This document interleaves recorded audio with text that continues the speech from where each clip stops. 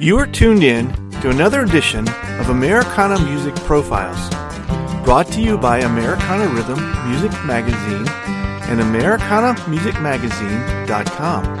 I'm your host, Greg Tutwiler. Let's jump right in to the next exciting interview.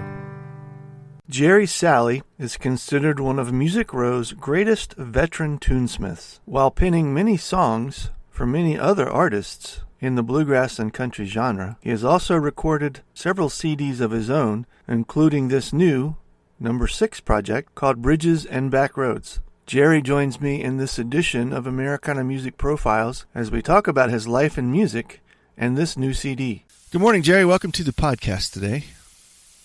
Good morning, Greg. Thanks for having me. Thank you so much for taking the time to speak with us. I certainly enjoy this opportunity, and I'm looking forward to learning about the new record. Yes, sir. I appreciate the opportunity as well. So you've got a new, is this number 6 for you? Is that right? This is number 6 for me. This is actually it's actually maybe my 5th, what I would call, no, it's actually my 5th. You're right. New Songs, Old Friends was on Mountain Home, and since then I've been doing my own little record label. So yes, sir, that's exactly right. It's just 6 solo projects. Okay. And you got to work with a lot of friends and neat people in the business for this record. Is that typical for you to work with different artists, or is this something unique for this project? No, I have my very first solo project back around 2007 was an album called New Songs, Old Friends. And, I've mainly been a songwriter. Well, I am a songwriter, but I've made my living just writing songs, and have never really pursued the artist side of it. I did when I first moved to Nashville in the 80s. I had a couple of deals, one at RCA and one at CBS Records back in the day when it was called CBS, and we had these deals where they would sign you and let you cut 3 or 4 songs to decide whether they wanted to put anything out or not. So I did pursue a country artist career at one time back then, and when the second one didn't work out, I was already making pretty decent money as a songwriter, and it was just driving me crazy and depressing me too much to try that and lose it. So fast forward, I got older, my kids were growing up, and I started recording some songs and solo albums. And that first one, New Songs, Old Friends, I had different artists on each cut. They were guests. Okay. And they were all folks who recorded my songs in the past. And I had folks on there like the Oak Ridge Boys, Daryl Worley, Sonia Isaac, Del McCurry, Rhonda Vincent, Vince Steele. We had a different guest on every cut. So that was my first solo record. And since then, and I'm just good friends with a lot of different folks, and since then, I haven't really done multi-artist projects on my solo record, but I have reached out to a few of them to sing backgrounds and do duets and that sort of thing. Did you write songs specifically for this record, or are these songs that you had already had put together? Well, both. There's, let's see how many new songs there's. 1, 2, 3, 4, 5, 6. I have 6 new songs on the project, and then I have several that I always thought would have been hits had I got them recorded back in the country days when country music was really traditional. Right. And of course, I'm not going to get those songs recorded these days, so I've made bluegrass arrangements and decided I just thought they were good, solid, lyrically, melodically, just really strong songs that would have been a hit back in the day. And so I took those songs, and they're ones like the first single, Let Me Be the Bridge, for instance. That song's nearly 30 years old. Wow. And so I took that and about 3 or 4 other songs that I've always believed in with all my heart and recorded those as well. But although they're old songs, some of them have never been recorded before. If that makes sense. With so many songs in your catalog, how do you settle on just 12? Well, that's a good question. I don't always do a great job of this, but I try to kind of get a theme for the album or for the project and either write songs toward that theme or gather songs that I've written in the past that have either been hits for others or that have never been recorded. the project before this one was a re-release of some of my original gospel things with about 4 new gospel songs, and then the album before that was all new, 12 all new songs. But that's a good question. I just kind of have to narrow it down to what I think works.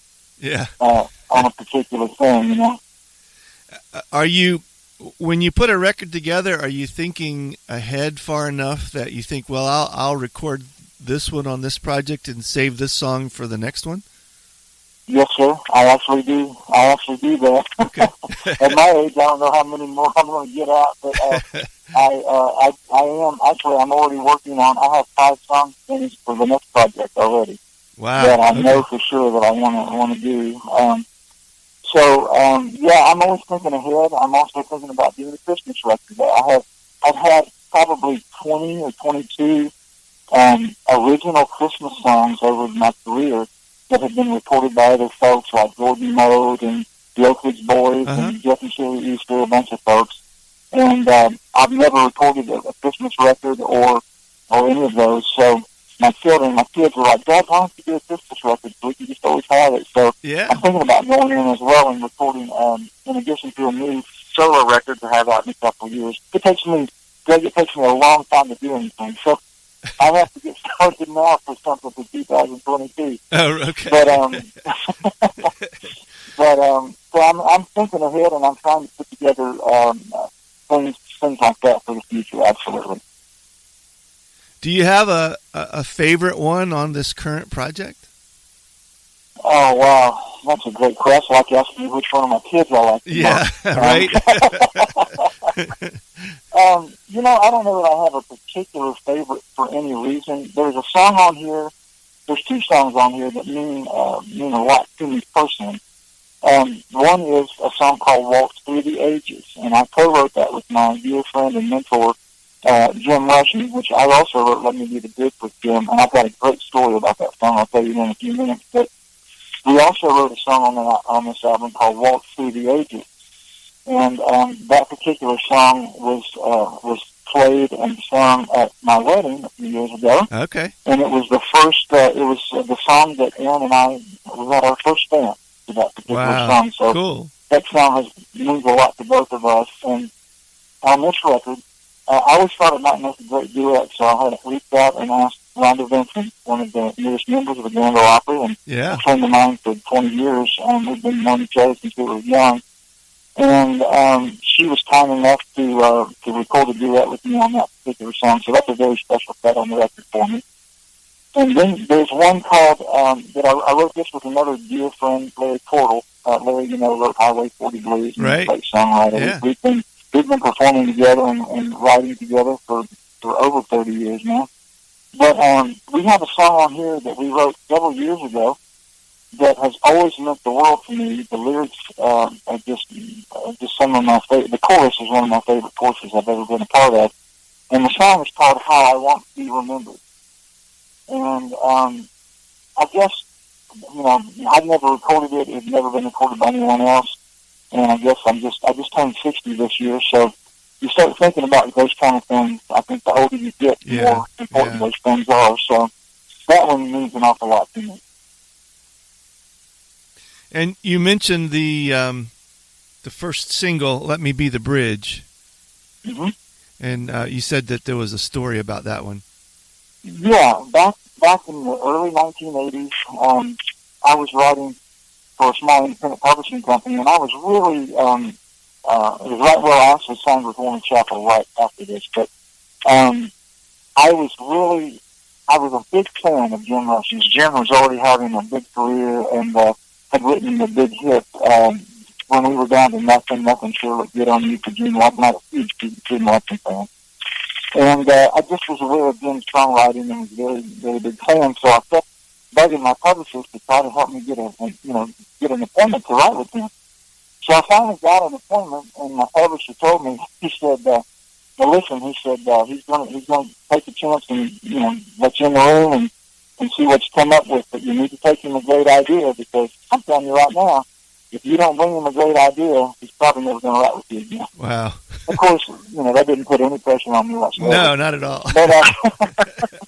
But a couple of weeks before we got together, God just kind of threw down a title to me, and I came up with this title, Let Me Be the Bridge That Gets You Over Him, it's the full foot. Yeah. And so I kept whittling on it, and to be honest with you, all I had when I went in to write with Jim, I had the last two lines that would become the chorus. It says, can't you see you've cried a river that's impossible to swim? Darling, let me be the bridge that gets you over him. Yeah. And so I took that in there, and lucky for me, he absolutely loved it. Wow. And that's cool. Jim was actually writing for Ricky Skaggs Publishing Company at the time, and we really wrote the song for Ricky. He was hot as a firecracker back then, and making great records and selling a lot of records, and just huge back then in the country market.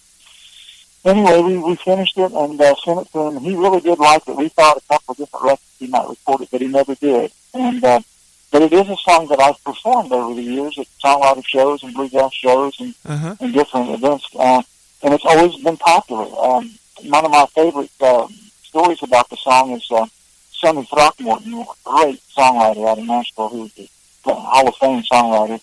And I'm a huge fan of his, obviously, and we've become friends over the years. But he has told me on multiple occasions that he just thought that was the perfect country song, and that was his favorite song that I'd ever been a part of. So I got to thinking about Sonny's comments, because I see him about once a year at a festival we play down in Florida, and he's always yelling out, "Play that bridge song!"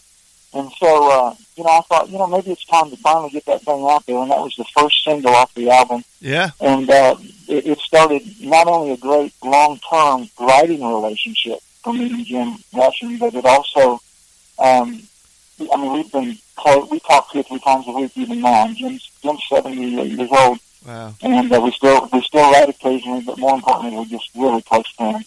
So it's been a really special song to me in a lot of ways. How is it that it got passed over for so long, and that you even on some of your first solo records that you didn't actually get it recorded? Yeah. Well,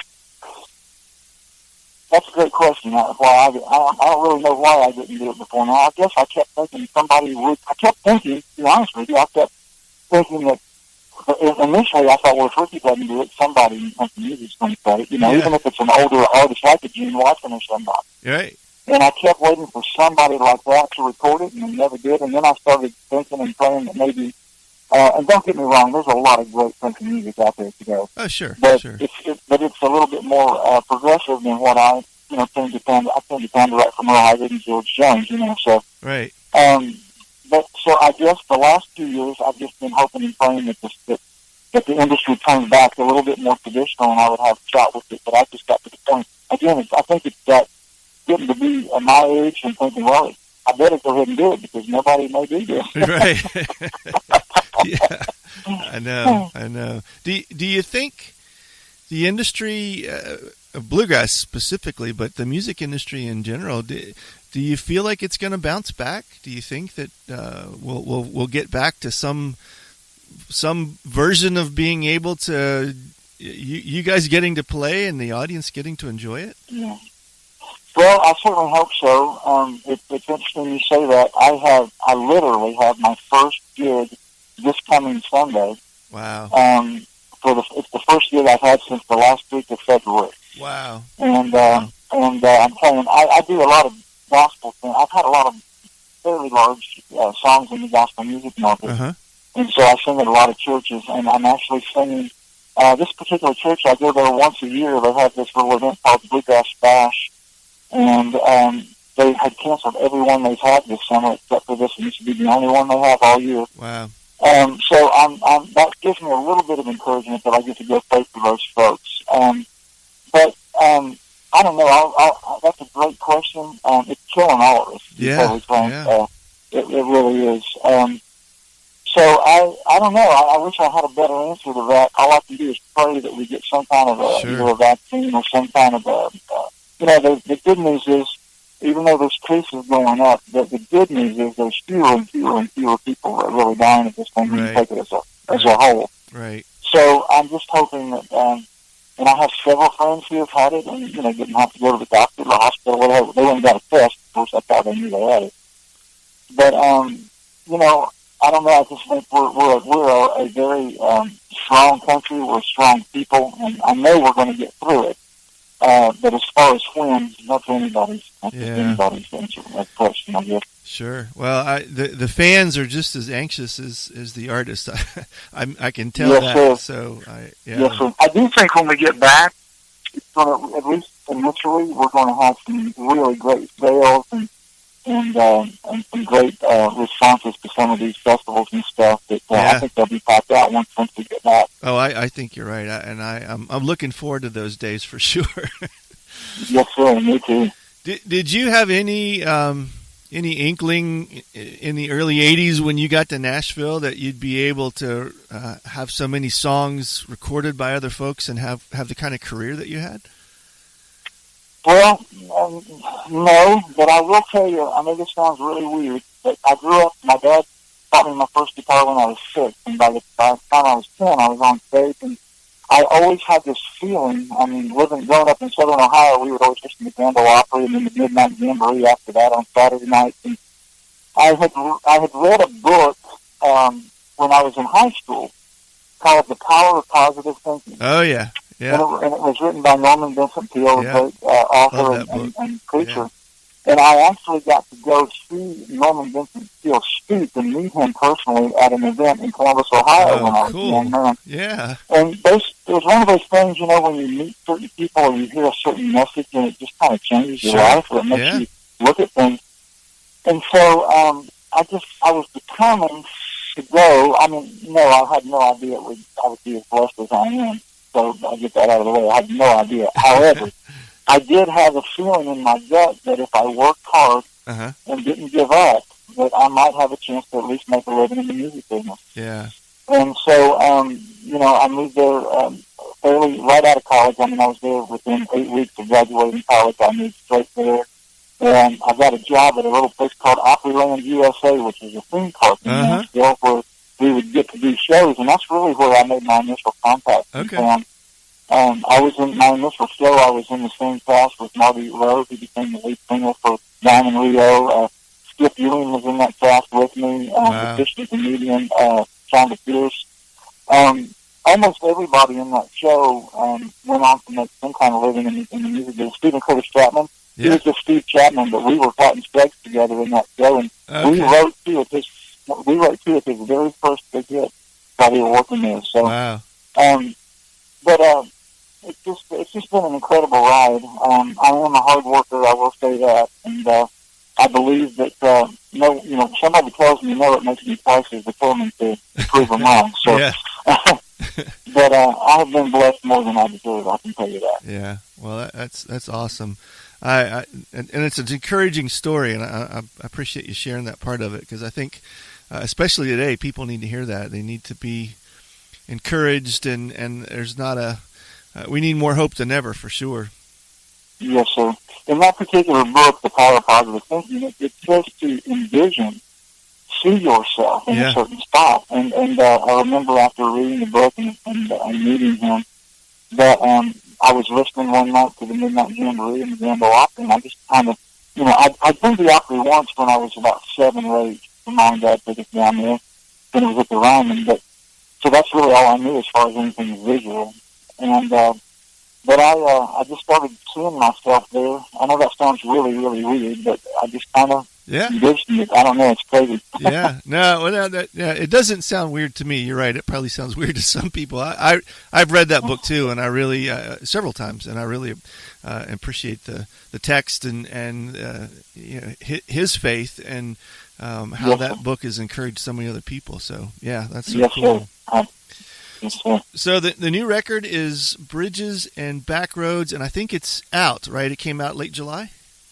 Yes, sir. It came out July 31st. The first single, Let Me Be the Bridge, actually was released in May, and that had been out about 8 or 9 weeks, I guess, before the album came out. But yes, sir, it's available now, and I've just been overwhelmed with the response from radio and also from our pre-orders. I've had more pre-orders this time than any record I've ever done. Wow. And that could be a symptom of not a symptom, but it could be a response to the fact that we're not out playing. Sure, yeah.